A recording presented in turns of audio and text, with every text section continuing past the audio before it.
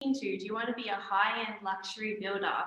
So once we work out also your unique selling point into the marketplace as well. So let's say there's 100 builders out there.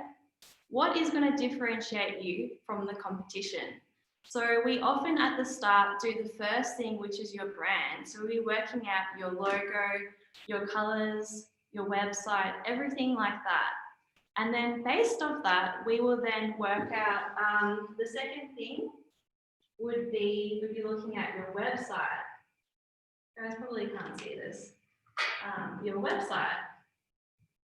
So your website is where all the leads and inquiries and your portfolio as a builder and a tradie, it's very, very important that we get that website right, because they'll be taking their time to look at your platform and your portfolio and who you are. And then the last thing we'd be doing is looking at your digital marketing plan. So we'd be, I think you guys can see that. So we'd be looking at your social media management, we're looking at your Facebook ads, looking at your email marketing, and we'd be looking at SEO and Google AdWords. So essentially when you're doing your marketing, what you'll see is it's all interrelated. So basically, once you have your brand, let's say it's Passcon, what you'll see is that this is the core of who you are, and we work out your unique selling point, your brand, your values. Once we work out who you are, then we basically put out a lot of content onto your social media, and we'll also do that onto your website as well. And then, so that's pushing your values out to then get a whole lot of customers and inquiries. And then we will also look at doing things like SEO. So SEO is search engine optimization. So when someone is Googling a plumber, if you come up #1 in Google, you will actually get all that business. So SEO and Google AdWords, they're stuff that we do in the background.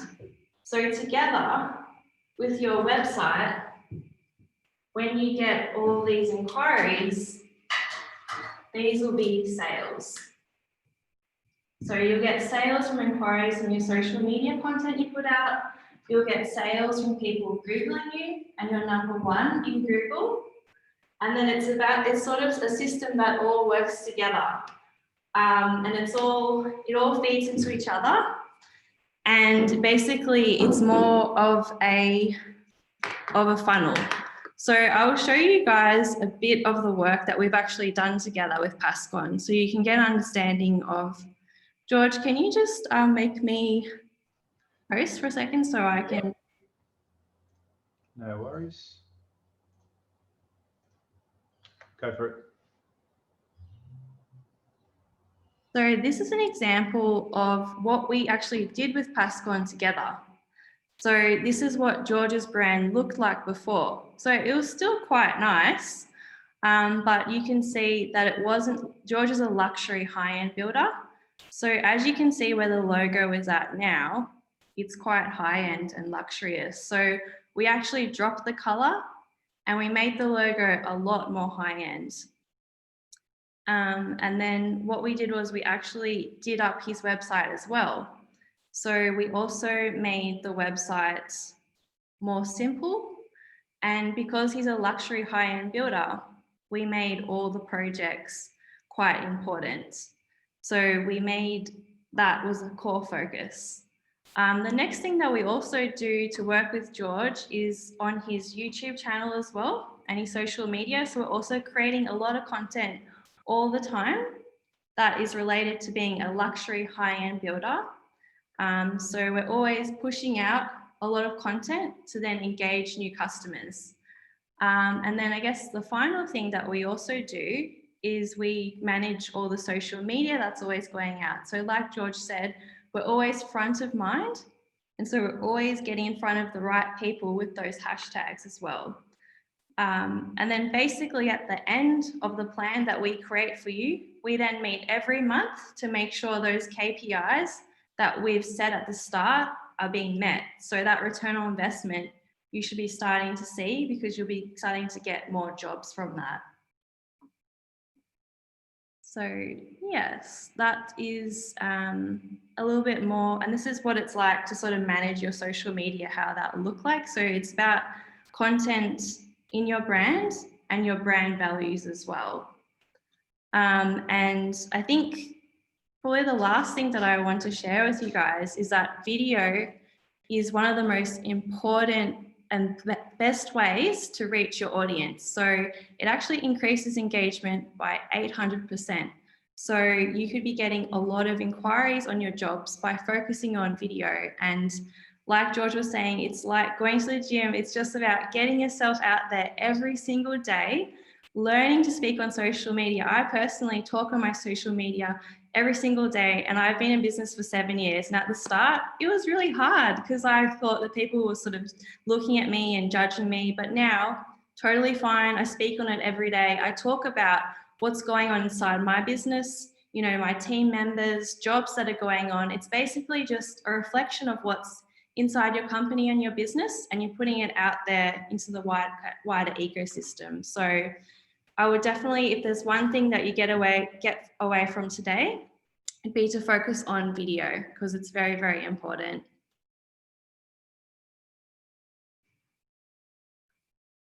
You're on mute. Thank you. No, thanks, Lucia. That's great.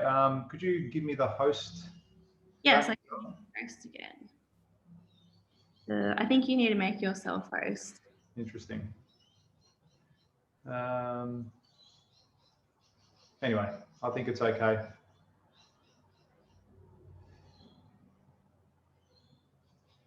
That's all good. We'll sort it out. I can still talk. I don't really need to share anything as far as screen's concerned anyway. So maybe in the background, you can check it out. From before, I mentioned to check out Gary Vaynerchuk. I'll just put that in the comments. You can check out his Instagram if you want to look at that and check him out. Great content. Like, he is just a content master. He dominates the space and he knows exactly what he's talking about because he does it. He literally tells you the things to do, but 99% of the people don't do it. Okay, next element of the successful businesses is sales. A company's inability to sell a product in quantities great enough and prices high enough will result in its failure. Pretty simple concept, but it's actually really true. If you're not selling enough at a price high enough, that is a real issue to your business. And one easy thing to say, another thing to actually convert. So when you're getting a client in through Lucia's portals, so let's say, and you've got a client in, you want them to work to your tune, not the other way around. Now, this is one of the lessons I learned in my very first year of operation. When I first started, I priced $22 million worth of townhouses, and I won one project in that whole year. One project, and all I was, because I thought when I first started, I thought, you know, we were really good at the townhouse type jobs, and I thought, yep, that's the direction I'm going to go in. But what I quickly found is I was being price checked. I was putting in 3 to 4 weeks worth of effort. I was investing thousands of dollars in man hours, putting a tender together, only to be just shoved aside because I was being based on price. If you were being assessed on price with your project, you are already behind the 8 ball. You need to have your client engaged with you from the very first meeting, not from not submit your price or put your tender together, then try and build rapport. The ship's already sailed. They've probably built rapport with another builder and you're the check price. So you've got to put yourself in the front seat. How do you do that? You need to provide value. You need to show them that you are worth every penny. And one thing I learned really quickly was I now actually charge for quotes. Now, how many people here, the ones that are on camera, think that that is impossible and it's a really foreign thing to do? Show of hands. All right, bang. I thought the same thing. I thought, who the fuck is going to pay me to put a quote together when there are 200 other builders out there that are going to give them a free one? And I tell you, there are plenty. And they're the ones you want to work with. I now went from pricing 30 jobs a year and winning 1 to pricing 15 jobs a year and winning 10. So where's the difference there? What you're doing is you're qualifying your clients. You're saying to them, say, okay, guys, thank you for your time. Because first of all, they just want to send you the drawings. They want to send you the drawings. Hey guys, price it. Give me a price. Let me know. I really want to work with you. Found you on Instagram. Price it. Oh yes. No worries. We'll price anything. We'll do this right away and get back to you as soon as possible. No. Thank you for your time. I really appreciate you getting in touch with us. Can you please fill out this questionnaire to make sure that we qualify you, that you're a right fit for our company, and we're a right fit for you. Okay, so bang, all of a sudden you have now just got power in your court. Okay, you're saying, listen, we have a process, and that process is to follow is X, Y, Z. So straight away they're going to go on board. Okay, they fill out your form, you get a bit of information from it. Great, let's have a meeting. Let's discuss your project. What are you trying to achieve? Go through the key points. Fantastic. We actually offer a service where we want to provide you the most value, and we ask for an initial investment into your project. Straight away, you're not saying, hey guys, I charge for quotes, pay or just fuck off. All right, you're actually saying, okay, invest, using different words like investment into your project. All right, because they're not paying you, they're investing into their job. You can use a bit of fear mongering. Did you know that 80% of builders' quotes are not worth the paper they are written on? They are not an accurate representation of what it costs to build. In order for us to put a tender together, it needs to be meaningful. In order for it to be meaningful, we need to invest time and money into your tender to make sure that it's accurate. Now, what we ask from you is a small investment from into your project. Okay, so all of a sudden you've got them thinking otherwise. You've got them thinking investment into my job. Okay. The other thing I do is when I charge for a quote, I actually say, look guys, if we are successful on the project, this figure actually gets deducted from the contract amount, or if you want, we can refund it back into your bank account. We are not builders that make money off tenders. We make money off building for you. We want to build for you. The small fee we actually charge, it actually doesn't even cover 50% of the cost of putting your tender together. Okay, so you're qualifying your client. Now, once they actually go, okay, George, you can convince them, okay, I'm actually ready to invest and pay for a quote.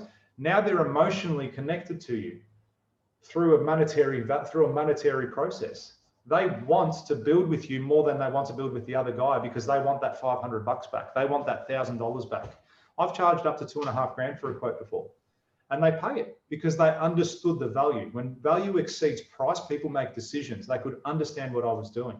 I actually go through them, through a tender with them. I don't have one here. But, it's 30 pages long. It's 40 pages long. It's not a piece of paper like this that says, g'day, here's your job, here's your price, sign here, thank you very much. They're about to invest hundreds of thousands of dollars into you, or millions of dollars in some cases. Why are you going to give them a tender that's not worth the paper it's written on? So having a process to qualify your client is really important. And these are things that I can teach you how to do more so, but having that will change your business altogether, because it changed mine. I got rid of all the tire kickers, and I can pick them. I can pick them a mile away now. I'll call them up, and I'll just by talking to them, I say, oh yeah, when can you give me a price? I say, no, hang on, mate. There's a process. I don't say that to him, but in my mind, I'm like, mate, hold your horses. Before we do that, X, Y, Z. Now, if they don't complete your form to qualify them, they were just shopping you around. Why are you going to invest 3 weeks of your life into a tender that's a dead end? So having a process in place to qualify your client is the biggest thing. Time is money, but more importantly, you are providing genuine value by providing the quote or tender. Absolutely, absolutely. It's like with this webinar, I could have charged $50 a head. Okay, now if I charge $50 a head, I guarantee you every camera would be on right now. Okay, because they want to make the most of this meeting. They want to make the most of this webinar and get their value out of the webinar. By doing it for free, half of the people could be watching Netflix right now. Well, that's cool, but they could be watching TV and listening to me at the same time. I don't have their full attention.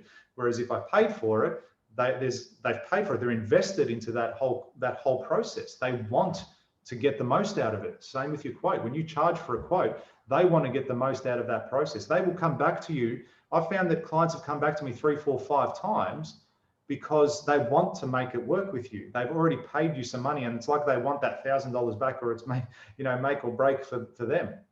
So that's a really important psychological thing you can do, but it also puts value on what you're doing. Do you believe in the product you are selling? Would you buy it off yourself? If you met yourself in the mirror, would you buy your product? Have that confidence about yourself. I am the best fucking builder in Melbourne. Prove me wrong. I've said it. I know, because I'm going to work harder than all of you. I'm going to outwork you. I've got no issues telling my client that. We are one of the best builders in Melbourne, full stop.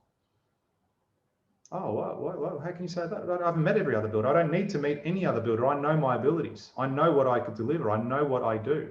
I know the passion I have. I would buy from me. I would sell this to my grandmother. Okay, I know that you need my service.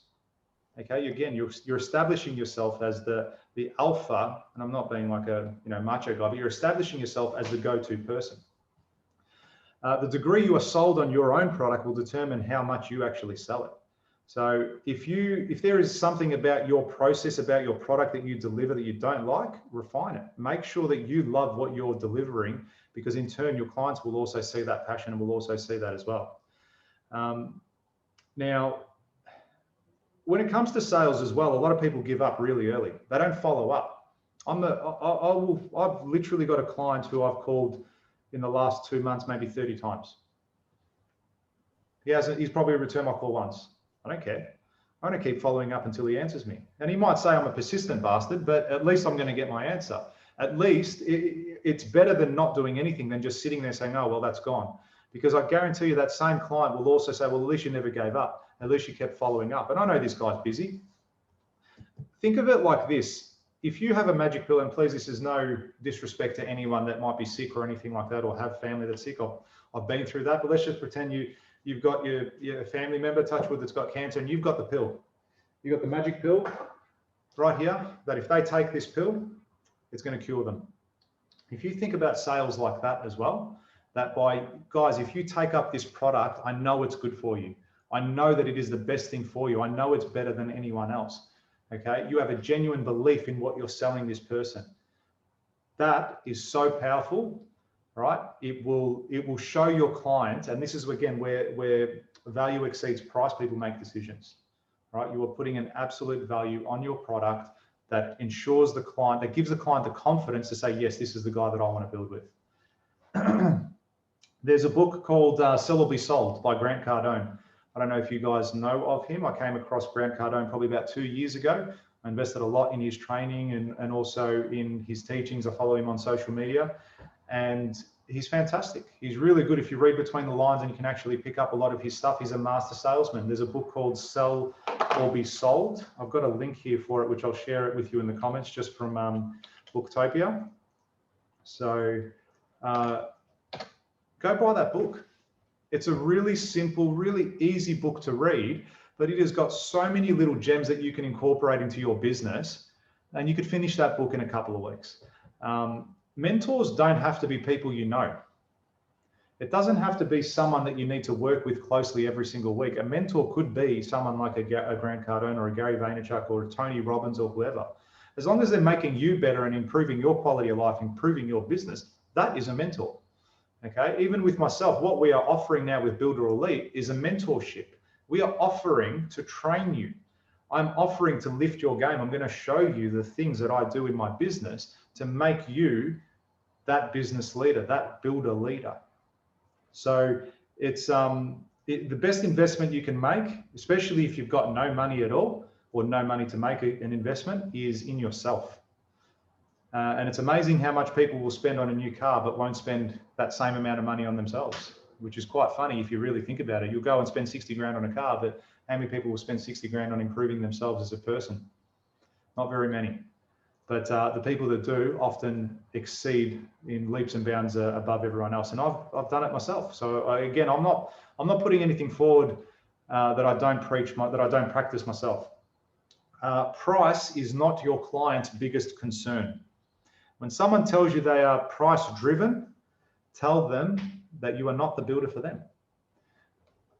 Okay, it's quite simple. Just don't be afraid to tell people that, you're probably at the wrong place. We are very competitively priced. I actually tell people, I'm more often than not, whenever I tender on a job, 80% of the time I'm one of the most expensive builders, and I still win jobs. And it's not, that's because price isn't people's biggest concern. It's their ability to deliver the project. There are other factors that are important to them. Quality could be a really important factor. Time could be a really important factor. And price is always a factor too. It's something they consider. Maybe I become a huge hotshot celebrity, and I build for all the celebrities in Victoria. No one else, all the famous people, the footballers, everyone, I build for them. That in itself has value to a client. Oh shit, George is building my house. That's effectively what you guys want to do. That's the point of the social media aspect of things. You are establishing yourself as an expert in your field. You're establishing yourself to be an industry leader, someone that knows what they're doing, someone that can deliver. The next thing is product and delivery. So define your business. This is one thing that I see everywhere. You often see on the back of utes or anything like that, or on websites. We do commercial, industrial, townhouses, luxury homes, and office fit outs. We are experts. Bullshit. You are not experts. Okay, you're just trying to get every single aspect of the industry and trying to spread yourself so thin to say you are a great builder because you can do all these things. You're not. If you have a problem with your heart, do you go to your GP for an operation? You don't. You go and see a cardiologist. Why? Because he is a specialist. He is someone that has dedicated his life to studying the heart. He has dedicated his profession to studying the heart. So when I have an operation on my heart, do I want my GP there or do I want the cardiologist? I want the cardiologist. Now, when you want that specialist cardiologist, do you think when you go in for a consultation, he does it for free? No, he doesn't. That comes back to charging for quotes. You are a specialist contractor. You specialize in renovations. You specialize in high-end homes. You specialize in townhouses.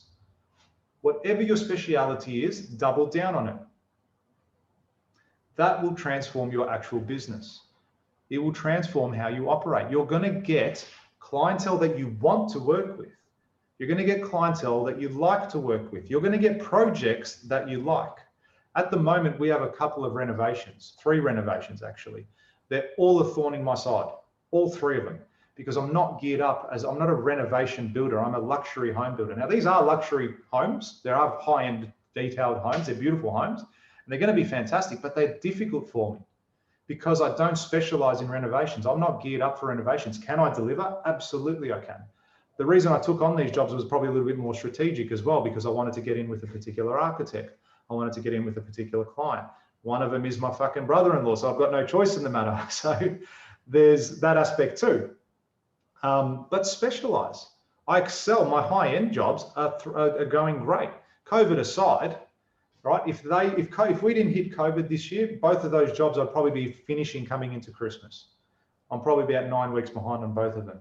But as a result, because I'm geared up for that, because I'm set up for that type of project, they run really well. My process now, when I'm delivering a project, it runs smoother, it runs quicker. Okay, the quicker time, people underestimate time so much when it comes to construction. Okay, so much. Time is one of the biggest factors and can save you an absolute packet. If you've got a job that makes, you're going to make 100 grand. If you can make that 100 grand in 6 months as opposed to 12 months, you've doubled your money. So time is a huge factor. And if you can refine your process in construction, it's also another a huge factor, which comes down to operations, which we'll go through shortly.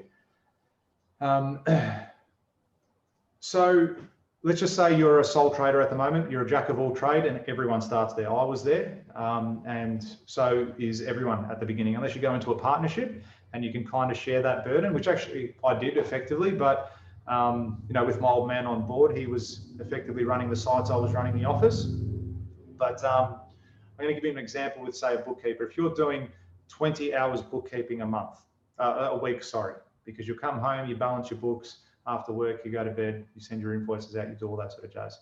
If you employ, but you don't want to, you can't afford a bookkeeper.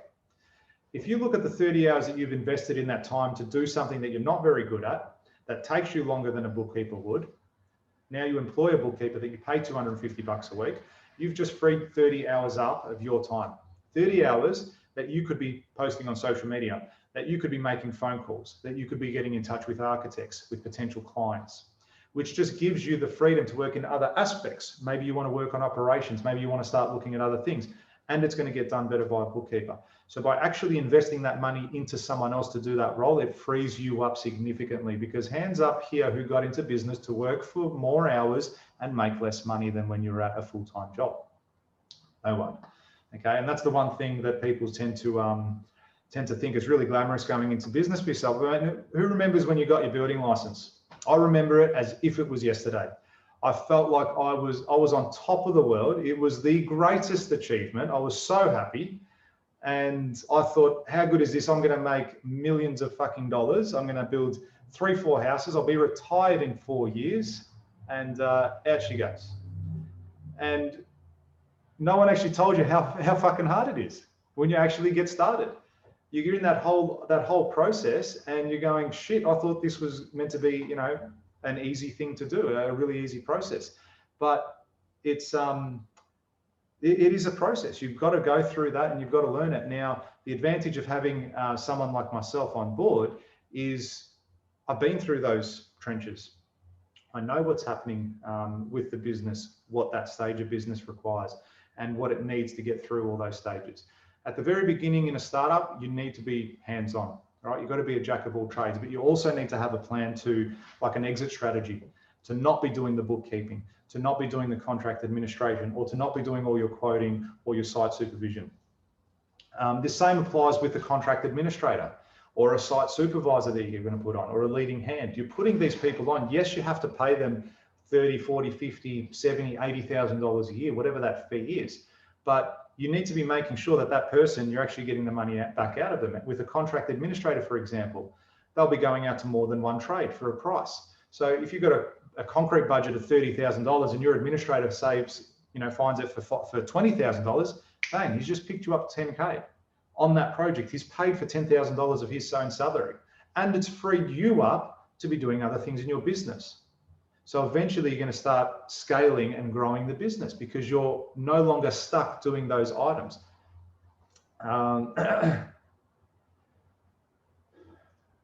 With your product, like, try to determine, again, this comes back to how you market yourself. What's your competitive edge over your competitors? One of the things that I say to people, why I'm better than the other builders out there, is because of my commercial background. I'll blatantly say that. I go, I'm better. I know for a fact 95% of the builders don't operate the way I do. And as a result of that, I know that our projects run on time and on budget and to the quality that they need to be, because we're very well organized, we're systems driven, we're policy driven, we're accountable. Okay, so that's what I explain to a lot of my people. That is our competitive edge on my competition. And then also you tie in all the marketing side of stuff, you tie in all the operations. So see how all these things start tying into each other now. And that's how you start to get that freedom from your company. That's how you start to get that financial gain. So let's go into operations now. I know we're probably dragging on a little bit. I'll try to get through this, guys, a bit quicker because it's already been an hour nearly. So operations, one of my core strengths, and a lot of this I learned at Abbey Group, and then I also put it onto when I was at BuildCept and also at my own company now. So operations, systems, policies, procedures. Having a policy and a system for your OH&S.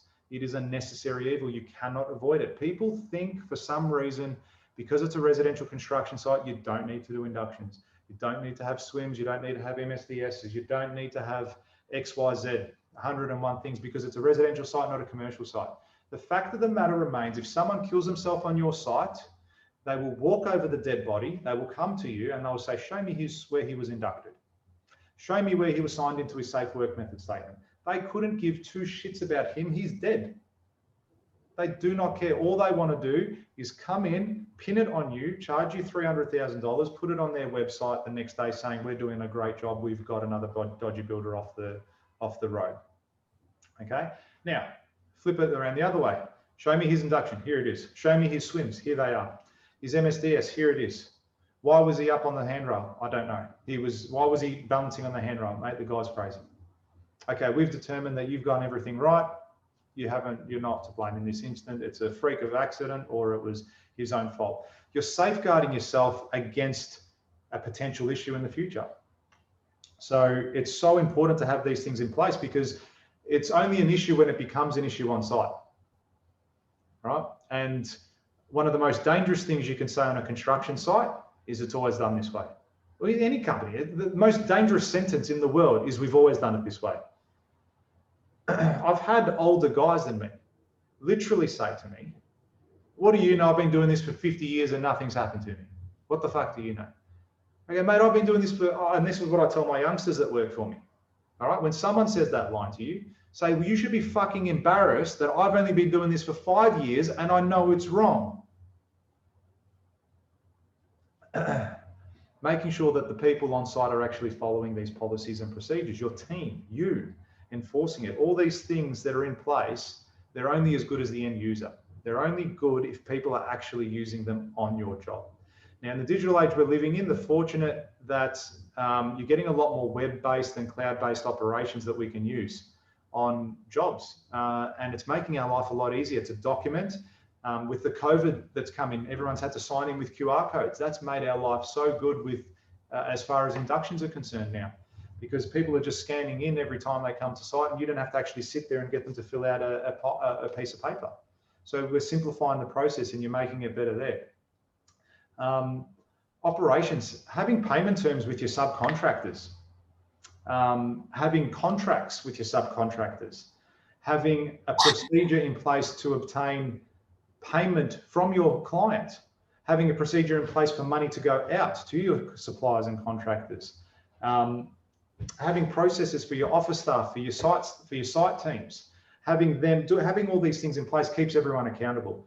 And what it also does is it makes sure that they're performing at a high level, because who employs people so they can work 30%, 50%, 80%? I want people, when they're working for me, to be working to the best of their abilities at all times and producing a high level of output. Otherwise, why the fuck are you here? I don't need you to be along. I don't need you to just sit along for the ride. I need you to push the business. And if you don't have those sorts of people within your organization, you need to get rid of them, or you need to find them. And they do exist. Don't say, like, if people say, oh, I can't find anyone these days, there's no one around, it's too difficult. Bullshit. You can find them. I've got 7 of them that are working for me now. And at the start of the year, I had 2 that were dead weight, and I got rid of them. That's a lesson I learned. I probably had them on 6 months longer than I should have. And then when I really looked at it, I could really see that they weren't the right fit for me or the company, and they had to go. It was the first time I've actually fired someone. And one of them was my first cousin, who'd been working with me for 4 years prior. It's just that I saw in him, it hadn't synced in yet. It hadn't synced in what I was trying to achieve, what I wanted out of him. I had aspirations for him to one day take over my construction manager's role, for him to run operations on the job. He could have been making $150,000 and a ute and had all these things at the palm of his hand, but he didn't take that opportunity. He couldn't see past the fact that he was on apprenticeship wages and he was making fuck all money, and why he didn't get those extra opportunities, because he never put in that extra 10%. Finance. So this is a bugbear for so many builders and people in business. It's not just to your builders. Now, this is probably the one area where builders fail miserably. They think they're making money on a job and they're not making anything. Or they're making money on one job, but they're not making money on another job. So then they take money from there, put it there to fund that project over there, so that one gets out of the ground. And before you know it, you've worked for 5 years, you come out at the other end of it and you've broken even.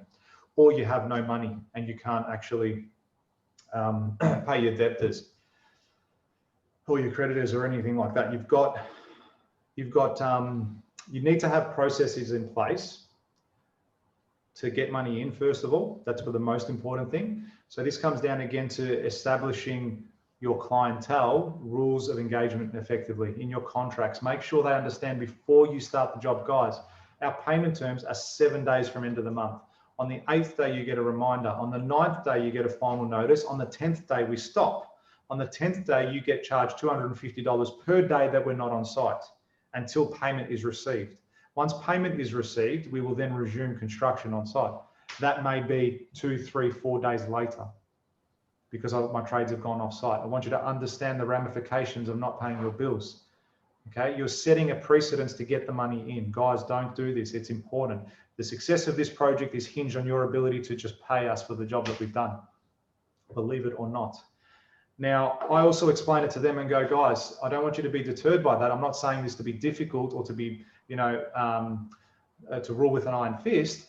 I do this with all my clients. So now my client over here, client A, when he doesn't pay me, Why should it affect your job? Why should it affect your project? Why does his project need to burden yours? It shouldn't. So vice versa. When he doesn't pay me, I don't slow down your job. When you don't pay me, I don't slow down his job. And I've got 6 jobs. So when one of those cogs stops paying me, they stop. I don't continue on the job anymore. And that's not me being difficult. That's me protecting my interest. That's me protecting my company. It's me protecting my family. Okay, and making them accountable to you. And you'll find that every time they'll pay their bills, especially after they do it once and you stop the job. They know, fuck, I better pay George or else he's going to stop the job. So very important. Payment terms with your subcontractors and suppliers. I mean, how many of you guys have payment terms with your subbies? Good. 1.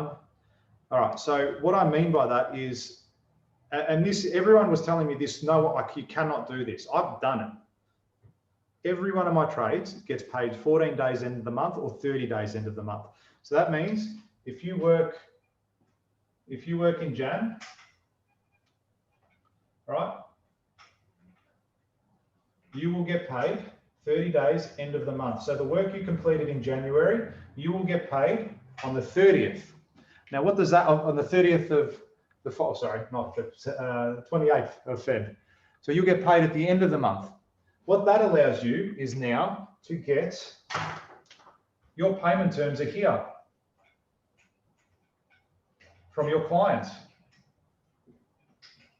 So you are always getting money in before money goes out. Always. It is the most important thing to your business. If your money is going out all throughout the month, right, and you're only getting money in here, eventually your bank account will be in the negative and you're not going to have money to trade until you get that next cash injection. And then you get that cash injection and you have to pay all the people that you needed to pay previously. Okay, so payment terms are critical to the success of your business. Establishing them from the start. When I have a trade on board, nothing shits me more when they say, oh, we don't operate with deposits. I don't care, mate. I'm your client. You operate to how I tell you to operate. If you don't want to, that's fine. I've got plenty of other builders that would love, subbies that would love the opportunity that you're in right now. Okay, this is how we operate. And what I make them understand too, and I've done a video about this a little while ago, we have a procedure to pay you. I have a procedure in place to pay you. I have a contract between you and me to pay you. It's a legally binding contract. You complete X service, I will pay you Y monetary value. Okay, it is a legally binding contract. As long as you complete that service or that give me that service with, you know, to the specifications that I've said, you will get paid that full amount of money. I'm legally obligated to. Okay, and then when you start explaining it to them and they see that, you build the rapport, you build the trust. The only thing I would say with that is when that, when that day comes on the 14th, don't miss it. Pay them. We don't miss our pays. Every month when my subby payments are due, they get paid. And they know that. And for that reason, they always come back. They can restructure. And then I say the same thing to them. If you're a subcontractor now and you're listening, okay, you should be doing the same thing as well. All your suppliers, Middies, Bunnings, wherever you're getting your stuff from, establish an account with them. Get 30-day trading terms. So that way you don't have to pay you don't have to pay materials on delivery. You pay for them 30 days into the month. And you know your builder's paying you on the 14th of the month. That way on the 30th, you've got money to pay everyone. Okay, so that is critical to the success of your business. The other thing is, again, if you're not finance savvy, bring on people that are. Grab an accountant that you've been working with and get him to teach you. It's not difficult to do a profit and loss, to do a forecast on your project. Okay, forecasting on your project tells you, I can tell you right now, if someone came into this office and said, George, how much money are you making on this project? I can tell you to the cent right now how much we're making, to the cent at any given moment, because I'll go onto my program. It's a construction-based software, and it tells me exactly what I needed to tell. I've got to put in some information to make the thing work. It'll take me 15 minutes to get you that information, but I can get it. So what I do once a month, I do these reports on all my projects, and they tell me exactly where I'm at. And what I can see, I've got a project that's not running very well. Okay, cool. We're going to spend an extra $10,000 on the carpentry for this project. All right, so now I know that that's there. It's not a surprise to me. It's not going to get to the end of the job and I'm like, fuck, I haven't made any money. What am I going to do? I know that $10,000 extra there. Now I'm going to think about, I'm going to speak to my administrator. Right, I want you to go out to this, and this air conditioning contractor. All of a sudden, instead of using my regular guy, we've now found out a different way to do something. Or we can speak to our trades. Go, boys, I need to reduce the cost. How do I do it? How can I do it? Okay, use a Mitsubishi instead of a Daikin.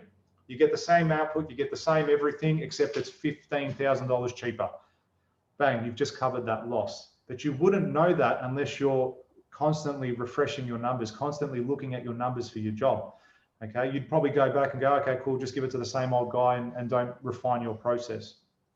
And the same with a bookkeeper as well. You can have a bookkeeper on board. They can help do a lot of your BAS, right? They can help do that sort of stuff. I don't do that in my business. I don't do any of my BAS reporting. I set my bookkeeper does it, and then I send it to my accountant. Okay, I pay them whatever I pay them each month, but it's well worth the investment. It's right. First of all, the numbers are solid. It takes them half the time it would take me, and I can use that time invested in something else, in securing more work. The last element is people. You've got people. The only way you will ever get freedom from your business is employing people to help you, period. It is the only way. I started small, and when was it? I think it was late 2018.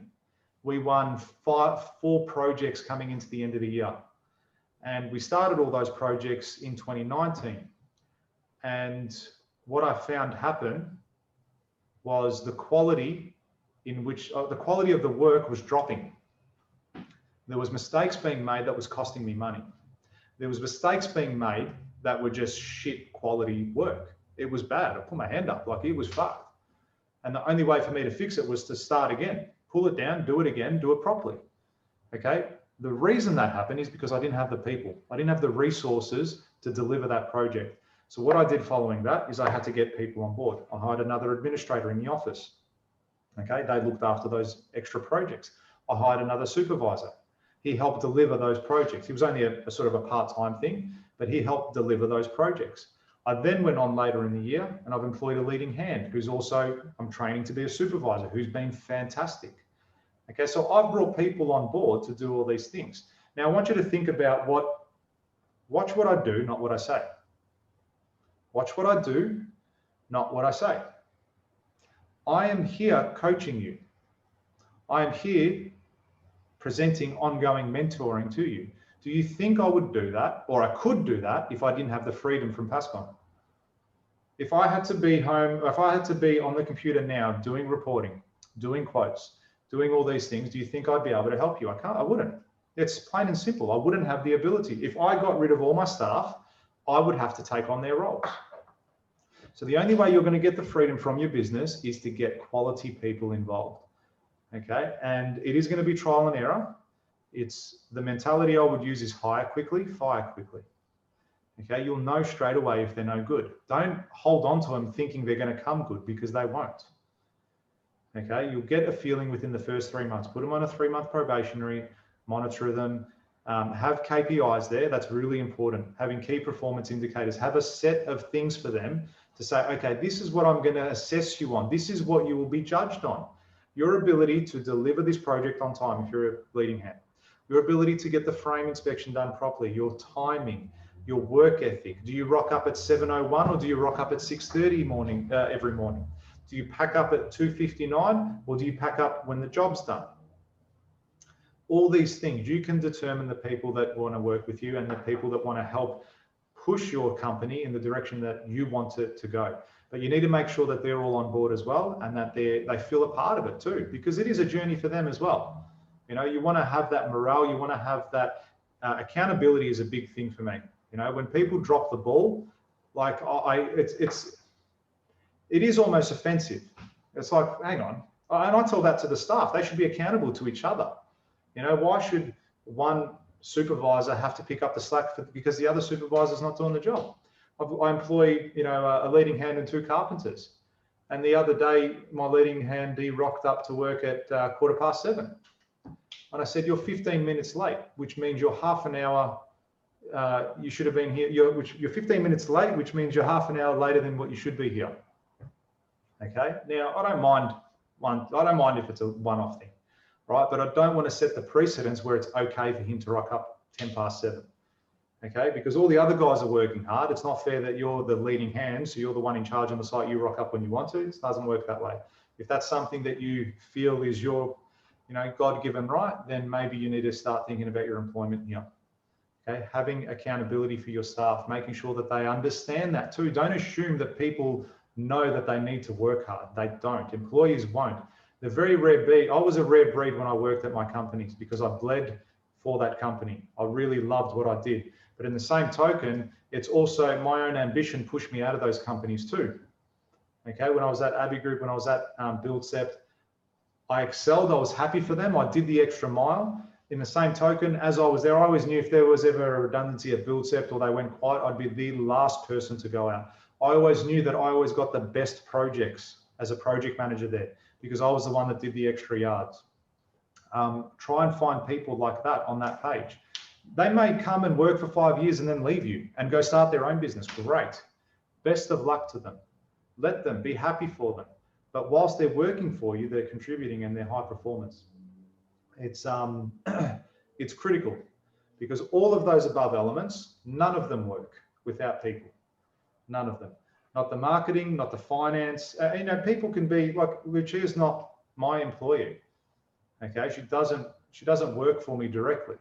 Okay, but she's come on board and she's helped me grow that element of the business. And it's not only that, I don't have to worry about the social media aspect. I don't have to worry about SEO. I still don't understand what the fuck SEO is. And she's explained it to me 30 times. Okay, I don't need to understand it. It's not my job to understand it. My job is to build the company. My job is to get more work in for the company. Okay, my job is to establish us as a industry leading builder. That's what your job is as well. You need to effectively establish yourself as the go-to person in your field, be it renovations, be it extensions, be it high-end homes.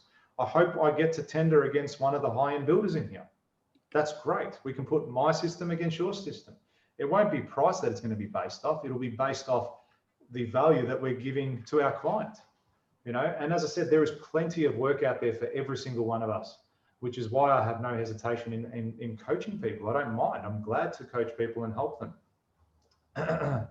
So the whole purpose of this, again, to set up Builder Elite was to help people and to provide value to my audience and people that want to get involved and get a group of people that are like-minded, okay, and wanting to expand their business, learn from the best, okay, because and I'm not saying I'm the absolute best person in the world, even though I just said it before, I'm the best builder in Melbourne. That's what I believe, yes, okay, but what you are learning from me is my experience is unique from the first day I got into construction to now, okay, and there's not many people that have that experience, and the fact that I'm in the trenches doing the things that you guys are trying to do, still doing them, it's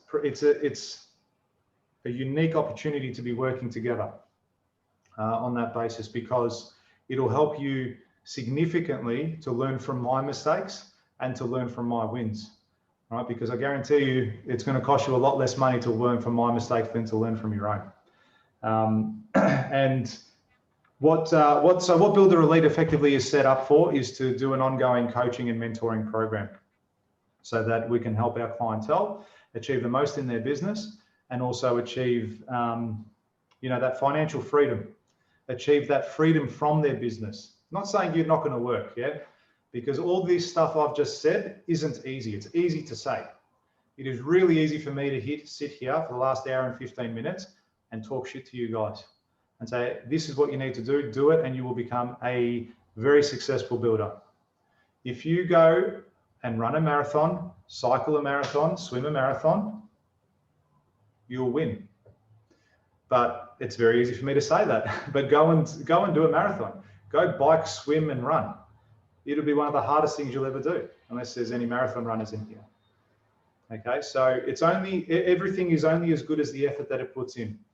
And going back on providing value, it's, from our perspective, I want to keep you accountable too.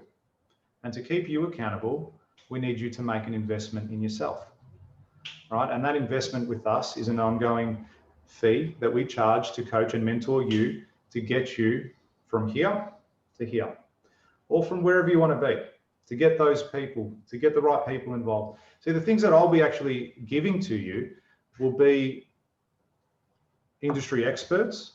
So again, I've worked with a lot of people over the years. It'll be, you know, wtih is one of them now. She's helping with our SEO and all our marketing stuff. So you're getting contacts to that. The videographers we use, the finance system that we use, the OH&S systems that we use, all these sorts of things, rather than going and trying and testing them, you're getting it straight from the horse's mouth, whether they're good or whether they're not. And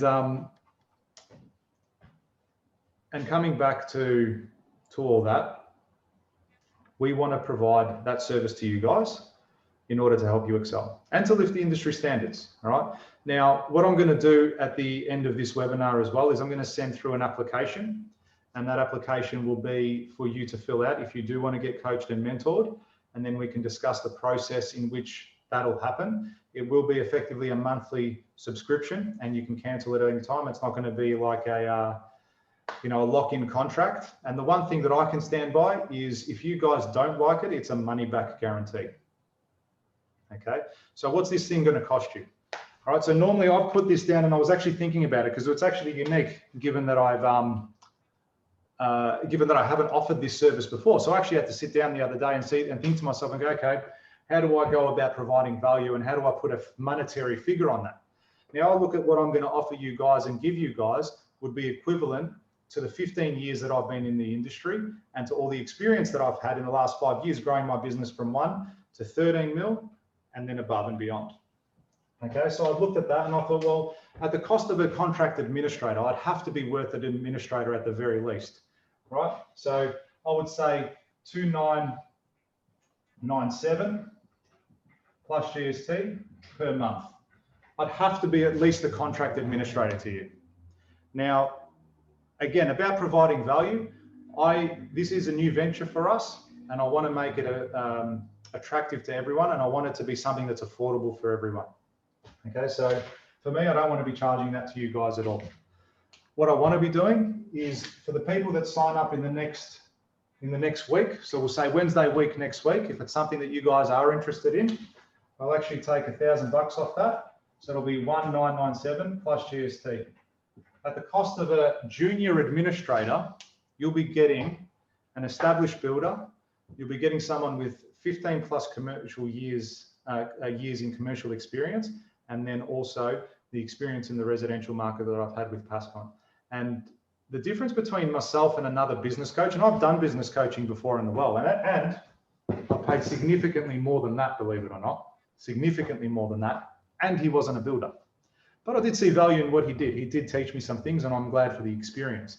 You're getting an actual builder. You're getting someone that has gone through everything you are going through right now and come out on the other side of it. You're getting someone that when you approach that problem and you have that problem, this is going to be the best investment that you've ever made, because that will save you 10 times that money, guaranteed. And it'll help you scale. So if you're currently trading at $500,000 and you want to get to $1 million, and you're saying that's all it's going to cost you per month, it's peanuts. So it's a very unique opportunity, because if everyone here right now made an application and wanted to work with me, it's something that I couldn't take on, because my core business is still Passcon, and it is still my focus in growing that. But what I can do is take on a select group of people and mentor them and coach them and bring them in and show them how we operate and how we progress.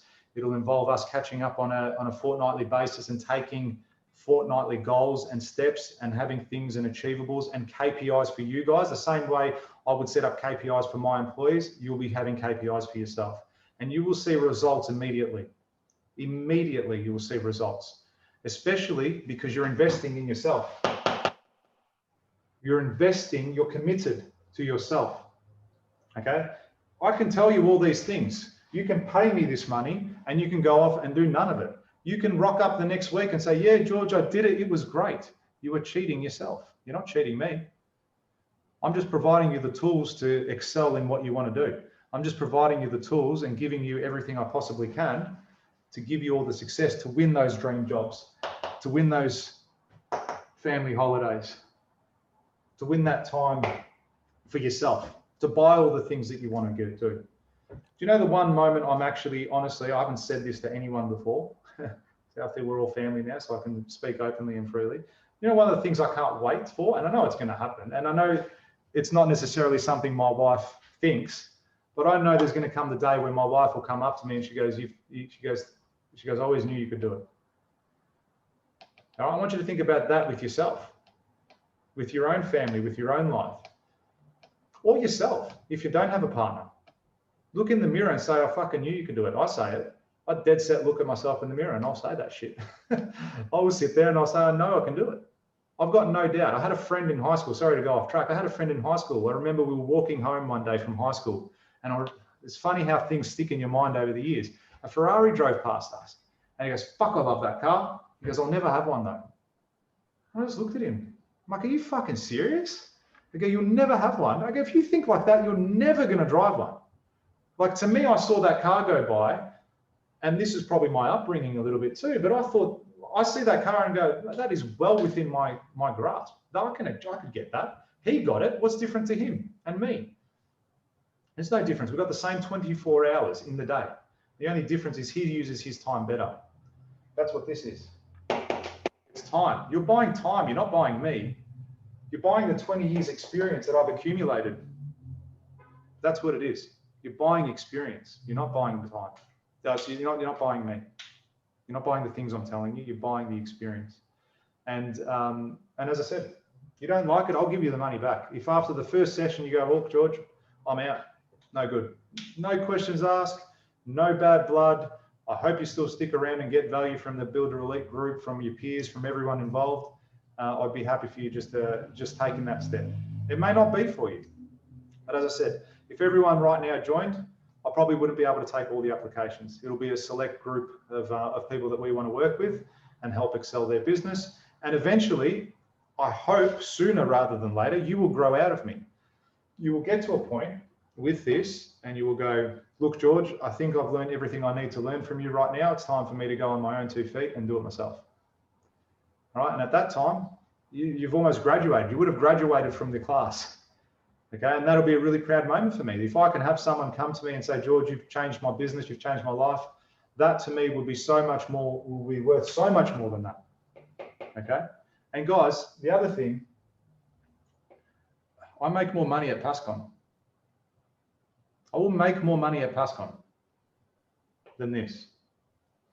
Okay, so for us, this isn't necessarily an investment that's going to retire me. This is me giving back as well, but it's also putting value on the service that I provide, because it is exceptional and it is unique and it does work because I've done it. Guys, I've spoken for enough. My throat's really dry. I've probably had a couple of liters of water. Let's open it up to some questions. I hope you guys have been taking notes and you have some questions. I'd be happy to answer any of them. It can be business related. It can be personal, not too personal, but open it up to you guys. Happy for you to unmute yourself and fire away. I've seen some chat stuff here. I think Tony's just putting some comments in, but yeah, fire away, guys. If you've got any questions, now's a great opportunity. Maybe some problems that people have been having. Has there been some things that you guys have been struggling with lately, or yeah? Anything specific that we use in our business as well, if you've got any questions on that basis too. Whether it's from quoting, whether it's from running the sites, systems and policies we use. What else? How we go about employing people, how we go about keeping them accountable.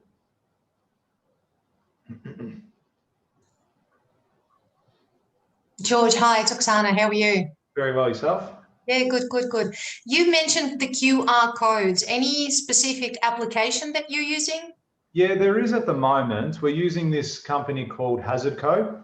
Now, some of you may or may not have used them. I've only just recently come across them probably the last 16 weeks, since COVID just first started. They're good. It's a good product, and it needs refinement in my opinion. But I did like the fact that you can have people sign in really easily. They called me up the other day and I told them blatantly, like, this is the problem with your apps. But it is a good system so far. I think if they can refine it a little bit better, it'll be good. But what I did like about it was the fact that people are signing in on site, and that you can see who's on site. It takes away your responsibility for, not your responsibility, but the inductions. Because on smaller scale construction sites, that's the biggest challenge. On my big jobs where they're $3, $4, $5 million, my OH&S system thrives because it's easy for someone to police. On the smaller jobs that are under $1 million, it's a lot harder to actually sit there with a piece of paper and have someone to sign in and get registered or sign a swim or whatever it might be. So I think Hazard Co is in a good space. There is another one called Procore, but that's probably better for the bigger builders. So, you know, if you're turning over sort of 15 to 20 mil plus, that's when you're sort of stepping into that space as well. And one more question. What your advice would be for someone who is still small, a small residential builder, when you estimating a project? Yep. And it's not worth giving it to an estimator and pay, you know, a couple of $1,000s, yep, because you don't know what your actual tradies will charge. Yeah. Without sending the project to them to quote.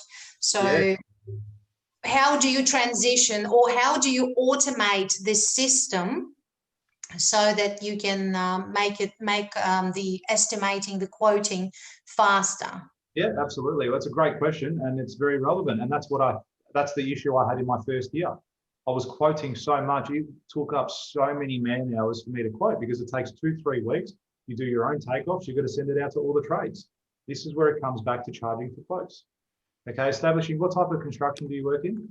Residential only. Yeah, but what aspect? Renovations, new homes? New builds. I prefer new builds. I do occasionally structural renovations, but I prefer new builds. Yeah. Okay, great. So if you just want to say new home building specialist, okay, in the inner eastern suburbs or whatever it might be, establish yourself as a specialist. Establish yourself as the go-to person, the expert in that field. Okay, that way, when your client comes in and says, hey, I've got a project, can you price it? You can say, yep, no worries. Based on this, I think the job is worth $800, or, you know, you might charge them $2,000. It's not a matter of charging. I agree, and I'm doing it currently. It's not a matter of charging. It's a matter of automating it or speeding it up, because if you're sending it out to your trades, you will be reliant on them and you will have to wait for them to respond or follow up. Correct. So it takes time. Yeah, absolutely. It is a process that takes time. There's some instances where you can get rates from your trades, particularly. You might know an electrician that you work with regularly. You know how he charges for his lighting points, for all these sorts of things, and you can put them in yourself rather than going out to him. The other thing is, if you're working with reputable trades that you've got over the years, they can generally turn projects over for you relatively quickly. I generally tell my clients all tenders are going to take 3 to 4 weeks, sometimes 5 to 6, depending how big the job is. Okay, so tee them up from the very beginning and say, this is a process. The reason I am doing this is to make sure your job is accurate, because 80% of builders' quotes are not accurate. They go, okay, what are you? All right, that's your house. All right, it's got 4 bedrooms, hallway, living, dining. It's, 10 by 10. That's 100 square meters, 20,000 a square. There's your quote. Thank you very much. Let's get started. All right, that's how a lot of builders can give a quote. It's not worth the paper it's written on. By investing the time into your quote, and that's what you're going to translate to your clients, you are ensuring that your quote is accurate. Okay, unfortunately, I don't think there's an automated way to do tenders. Okay, unless you're building like a dog box that you know the exact rate for it, every single time it's always the same. And back in the day, the square rate used to work. You used to be able to say to people, like how many people, all of you guys here, how many of you have been asked before, how much does it cost to build? How much will this cost to build? That's the first one of the It's first every questions fucking they question. ask. Like, are you guys serious? Like, how long's a piece of string? That's what I say, like, how long's a piece of string? Houses aren't boxes like this anymore, like they were 40 years ago. Okay, now they're like this. And they got massive spans and they got massive beams and you've got steel and then you've got on-site water detention and you've got swimming pools, you've got raised roofs, you've got all these other 101 different things, thermally broken windows. Like, how do you determine what something costs a square meter? You can't do it anymore. You're basing it off your interpretation of a job you've done once upon a time. And that's what you need to stress to people as well. This is, if you want an estimate of what this is going to cost, this is a rough figure. This is not an accurate figure. If you want an accurate figure, there's a process involved. And it's in your best interest to do accurate quotes. Okay, I don't do accurate quote. I don't spend 3-4 weeks on a job for my client. I spend it on that for me. I want to know when I submit a price, I'm making money. I don't want to go, why? There is so many things against you in construction. Why would you want to go in behind the 8 ball?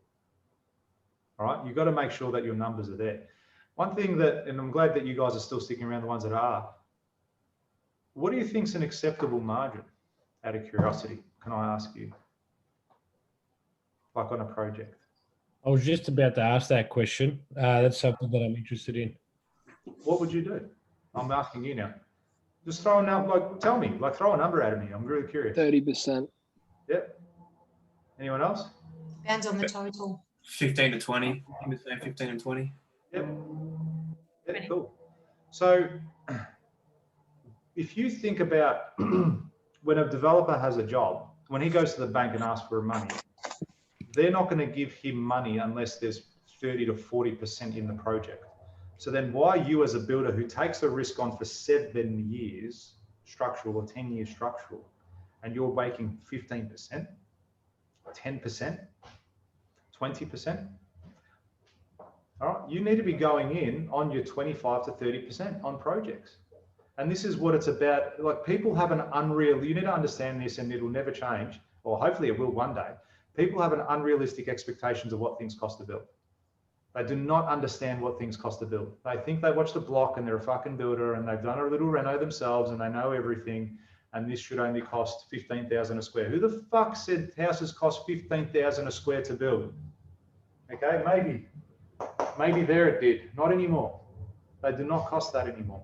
Okay, so that's the one thing that I'll be looking to work with you guys. If your margins are in around that 15% mark, looking at increasing that. And the difference between markup and margin as well, right? And making sure you understand that aspect. So the first thing will be increasing your profitability on your projects, making sure that every job you do, you're actually making good money. There's nothing wrong with making a shitload of money. You are not ripping your clients off. Unless you're actually out there intentionally doing the wrong thing and taking shortcuts, then you're a piece of shit. You're ripping your client off. Okay, but if you have a genuine love and belief in your product, you're not ripping them off. You're providing a service. When was the last time Gucci had a sale? When was the last time you went past Ferrari and it said clearance? Never. They've established themselves as that go-to brand. They've established themselves as the best. Okay, you guys need to establish yourself and say, do you want to use AB building? Well, if you want to use AB building, it comes with this price tag. If you don't want to, Metricon are just here. Go and build with them. Good luck. Enjoy. $250,000 home, 50 squares. Have fun. Okay, but if you want a house, a forever home that you're going to be worth something, go for it. You know, I had a job. We've recently been awarded a large project. I won't go into the details, but we've recently been awarded a large project. And you know one of the lines I said to him? I said to him, this job's probably, where is it? It's probably 7.5 mil for a single job. And I said to him, having us on your build, Pascom, on your build will contribute to the perception and the success of this project for you financially. Just having us on your build, all right? Because now we've established ourselves in that market as a luxury builder. We've got the following, you know, the 19,000 followers. Like I know there's builders out there that have hundreds of thousands of followers, right? But we've established a brand for ourselves. We've established an image for ourselves. Having me building your house is good for your project when it comes to sales, because people walking past, they're going to go on Facebook or Instagram, they're going to check out Pascon. Oh, fuck, how good's that? Pascon's building it. I better jump on board and sign one of these houses up quickly. They've got a quality builder. I know it's not a builder from, you know, Kmart or down the road or whatever it is. Okay, so having that establishment on yourself or your company goes a really long way. And increasing your margin, making as much money as humanly possible on these jobs. Because at the end of the day, there is so much responsibility on us as builders. It's just ridiculous. There's not another profession in the whole world that by law you have to warrant a product for that long. And yet we have to. And our builds, like the success of our project is in there are so many external factors to the success of our project. Do you know what I mean? You just need to, what if your plumber goes broke halfway through your job? What if your plasterer puts up 10 mil plaster instead of 13 on the drawings and you've already paid him? And then the client picks it up and you have to rip all the plaster off. You know what I mean? There's so many things that people can fuck up along the way that if you don't have the correct systems and policies and procedures and processes to protect you as an individual, that's why I have contracts with all my trades. That's why you have payment terms. They submit an invoice on the 30th of each month, okay? They don't submit it on the 14th and then I pay it on the 14th. I assess it here, my administrators. I get my administrator, they will assess it on the 28th. Yep, this guy's claiming $50,000 for the work. Okay, how much work has he done? Oh, he's only done this, this, and this. Well, he hasn't done $50,000 worth of work. Why are we paying him 50 grand? Okay, bring him back. He's done 30 grand worth of work. We're going to give him that much. Okay, which then protects you to a degree because now you're not overpaying him. You have a chance to assess his work, or he's done 50 grand worth of work, but all this is defective. Fix that, then I'll pay you. Fix that, or don't fix that, or I'll hold 30 grand off you. Okay, accountability, having them accountable to you, right? Having that prestige and that passion and the high standard for yourself, but also for your trades, is having that expectation on them and making sure like the standard you walk past is the standard you accept. Okay, the standard you walk past is the standard you accept. If people see you walking on site and they know you're not wearing your high-vis vest, but you tell everyone every now and then, I'll wear your vest, but you're not wearing it. The one time you're not wearing it, you lose all credibility. Okay, so you need to set that high standard for people and have those expectations. And by having those procedures and policies in place, it really secures, it minimizes your risk as a builder. And that's what it's about. You know, it's fucked that we have to actually provide warranty like that over the 7 to 10 years, right? Because we don't actually provide a product. We provide a service. Good builders, any builders here physically build with their hands, put up frames, all that sort of stuff. Cool. Anyone else? 2? Was there 1 or 2? 2. Okay. Cool. Eventually, if you want long-term success and freedom from your business, you want to stop doing that, right? You might love it. My cousin was like that. He loved it. He could never be the type that stood back off the books, right? But I've also known people that are 50 years old framing still, okay? And they don't move like they used to, and they're still framing, okay? So the idea with this business, who's heard of the really successful small business owner? Anyone heard of him? I haven't. This doesn't exist. All right. The whole idea is to scale your business to a degree. It could be 100 mil, it could be 10 mil, right? But to scale it to a place where you don't have to be involved on it every single moment of every single day. If that's the case, if you're going to be hands-on and doing jack of all trades, you may as well go work for someone. There is no risk in working for someone. I can leave today, get a job at Multiplex. This Friday, I'm meeting one of the, he just got promoted. He's a director at Multiplex and I know him. I can call him up tomorrow and say, dickhead, like that, I want a job. And he'll give me a job and I'll make 300 grand a year, 400 grand a year, 500 grand a year. No risk. So why the hell are you busting your ass doing absolutely everything? For what? For wages? It's not worth it. It's unfortunate, right? Because our industry, it's set up that way that the odds are stacked against us, significantly stacked against us. You know, so many external factors, so many issues that can go wrong. I've got issues on my jobs now. My two of my renovation jobs have issues. One's really far behind, contributing to COVID, but also just issues I had with the client. And then the other one's got just other structural type stuff that we've got to sort out. Not fault of our own, but just issues that we have to work through. Now, if I didn't have these procedures and these things in place to combat these issues, I'd be a lot more stressed than I am right now. Okay, but I've got the team behind me to support me. I've got people behind me to help me out, and I know I've got trust. I trust my team to do it. I can go away for a week, for 2 weeks, and know that the team is still here working away. People are core to the success of your business. Having someone that's really critical that you can trust. Look, I'm fortunate at the moment. My old man's my construction manager, and he effectively oversees all operations on site. I'm fortunate because I trust him wholeheartedly. He will do everything. Even though it's not his business, he will treat it like it's his business because he wants to see the success of me and the company. One of my biggest challenges in the near future, my dad's coming into retirement. He's going to want to retire soon and I'm going to have to replace him. You know, so that's going to be a challenge for me in the coming years, but not impossible. I'll find someone. I've got people that I've already started to plant the seed with, people that I know in the industry. Maybe one of you become my construction manager because you say, fuck building, I'm not getting into this shit anymore. I just want to go work with George. Do you know what I mean? It's amazing the opportunities that will come ahead. Maybe we merge. Who knows? Do you know what I mean? It's amazing the connections and the industry. It's a small industry. It's amazing the connections that you can make. And through this Builder Elite page, like the Builder Elite social pages, which can you just put all the links up for all our social pages for Builder Elite? Thanks. Through all those pages, you can connect with people, especially on the Facebook group, because that's going to be exclusive to builders. I'm not letting randoms in there.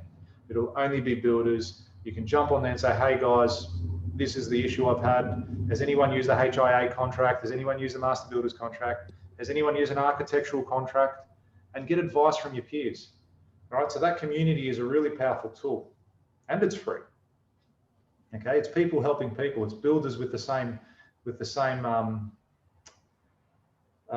desire to grow and become better and be better. Any other questions, guys? Hey, George, going back to the margin we were talking about before, depending on the value of job, does the margin change? So say if you're doing a small reno worth 30, 40 grand, what type of margin would you put on something like that? I mean, it comes down to degree of difficulty as well. Yeah. Also the amount of work that you need to do, the amount of work you've got on. So you can assess that on those factors. But I would be putting on as much as you could. Generally for the smaller jobs, I mean, you've got to look at how long it's going to take you as well. If it's a 20, 30 grand job, but you're in and out in a week, you know, you can sometimes make some good coin. But if it's a 20, 30 grand job and you're going to be there for 2 months, you're making wages. Yeah. You're not making money. So you really need to assess the time. That's where I come back to saying time is such a critical factor to your jobs. It's massive. If you can finish a job that you've forecasted 12 months for in 6 months, you've doubled your money. Yep. So I would look at it and assess it with the time. But yeah, generally you should be looking at almost 25 to 33% markup on your jobs. 33% markup is actually 25% margin. Okay. So if something costs you $10,000, you put 33% on it, right? The overall value of the job is 25% margin. Yep. Yeah, margin, that's right. So At the same token, if you put too much on, like again, you need to look at your competition as well. But you don't want to be competing. You don't want to dominate. You don't want to compete. You want to dominate. Right? They say competition is healthy. No, it's not.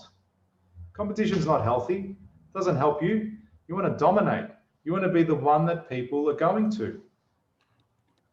That's healthy. That's making you lots of money. Yeah. So just assess it. Time will be the biggest factor, I think, as well, to determining how much money to make on something and what resources it involves with you. All right. So if it's $30,000, but you need to be on there full time every single day for a month, right? So then I would go, okay, now if you're there full, because you're on the tools, aren't you, Johnny? At the moment, yeah, I am. So if you're saying, okay, it's $30,000, but it means I'm there every single day, which means I can't do other jobs because of this project, margin goes up. Yeah, 100%. Yeah. I mean, I don't build anything, but I don't project manage any of my jobs. I've got my administrators, and one of them I'm training to be a project manager eventually one day.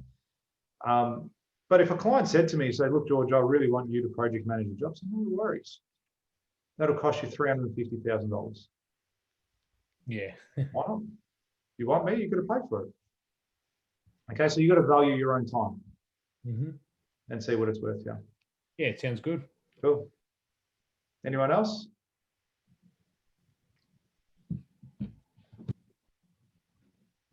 I just wanted to ask a question. Sorry, I'm probably in a bit of a different scenario to everyone else here, but I'm actually a graduating engineer. Been working for a couple of years doing sort of the engineering behind the sort of jobs that Pascon will do.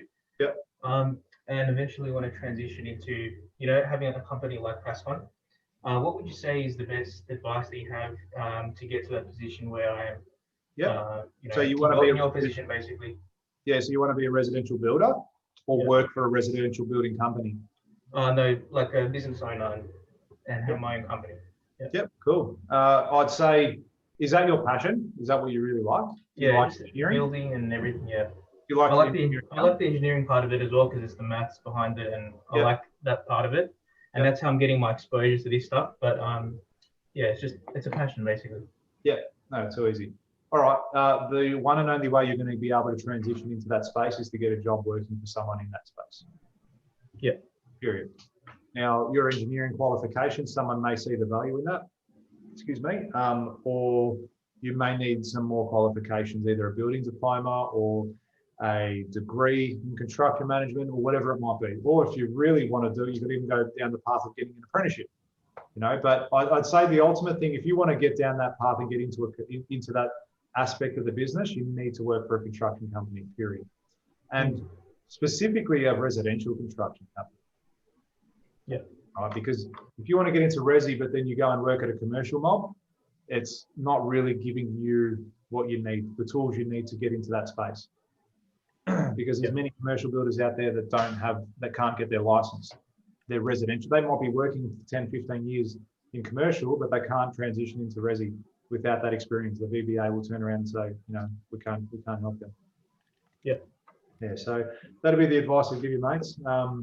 Try and start shifting your focus in that aspect of the thing. Now, if you can find someone that wants to take you on board, and with your current qualifications in engineering, if you show a bit of savvy and maybe do a building diploma in the background part-time or something like that, I'd say that's how you can achieve that. Yeah. Thank you for that. No, not at all, mate. Not at all. All right. And if you don't feel comfortable talking about any of your issues or concerns, please join the group, and you can either let the whole group members know about it, or you can personally message myself or George or one of the other mentors as well, because we're here to support you guys, and you might not feel comfortable talking about it in front of everybody as well. So that's a great point, Lucia. I'll just put my email address in the comments.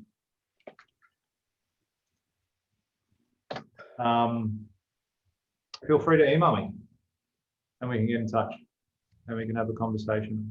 I'll chuck in my mobile too. And we'll be sending out an email with the registration for the next applications after this as well. So any questions, feel free to message George about that. That's it. Yeah, no worries. Yeah, exactly right. If you want to have another discussion as far as what's going to be involved with this whole process, by all means, give me a call and yeah, we can walk you through it in a bit more detail. But I hope you guys get a bit of value out of that today. Good, good. I'm glad. Thanks for sticking through the whole way. Nearly 10 o'clock, far out. I've been standing this whole time. My back's hurting now, so I've got the old man's disease. So no, it's good, guys. It's, as I said, it's a really rewarding industry, and it's really good. I love it. I love being able to. I drive past any house I've built or any building I've built. If my wife's in the car, I built that. Down the peninsula, I don't know if you guys have gone down Peninsula Way, Rye and Rosebud and all those sorts of areas, Romana. There's a freeway control centre on the Peninsula Link Freeway. So I used to work for Abbey Group, and whilst Abbey Group was known for their civil division, they had a huge civil division, and they got bought out by Lend Lease because of it. Anyway, I was in the construction division of Abbey Group, and at that time, they didn't win any construction jobs, so they transferred me onto the civil project. And I'm like, fuck this, I am out. There is no way I'm going into civil construction. I don't want to do it. And I told that to the project director. I just said to him, look, I'm here out of necessity, not because I want to be. I go, you'll get 110% out of me, but the first construction job that Abbey Group win, I'm the first one out. And he goes, thank you for your honesty, blah, blah, blah. He actually gave me the freeway control centre to build, which is where I obtained my commercial license from. Because I had that experience building that control centre, I got my commercial license there. Anyway, the point of the story, every time we drive up and down the Penlink Freeway, we drive past that, I put the windows down and go, kids, see that building? Daddy built that. Nicole, my wife, I go, you see that building? Every single time, there and back. So it's something I'm really proud of. All the houses and stuff I build, I love seeing them there. And you know what else is great? You make some amazing friendships along the way. You know, you get some of my clients that I've got, I would invite them to my birthday. I invite them to my house in Christmas, and you know, and that sort of stuff. You develop that relationship with your clientele that they become really close friends. And you know what? Most of the time, it's a 12-month relationship you're about to get into with them. You know, so it's important that you trust each other. And I've said this to people at the very beginning, guys. If you don't trust me in any way, do not sign this contract. Say stuff like that to people, and you should genuinely believe that. I go, because if I didn't trust you right now, I wouldn't be signing this contract, period. I'd walk away. I don't need your money. I'll fucking find money elsewhere. Okay? If you don't trust me to deliver this project, don't sign the contract. Don't get in the conversation with me now. If you do, fantastic. Or if it's another builder you trust more than me, go and build with them. Okay? Have that no fear mentality, and you'll find that you'll draw people to you with your confidence and with your flair.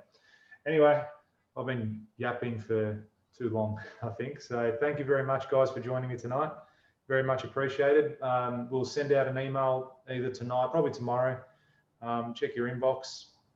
And yeah, if you want to register, we can take applications next week or this week.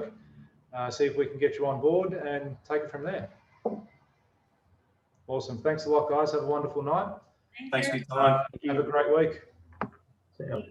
Take care. Thanks. See ya. Bye. See you guys.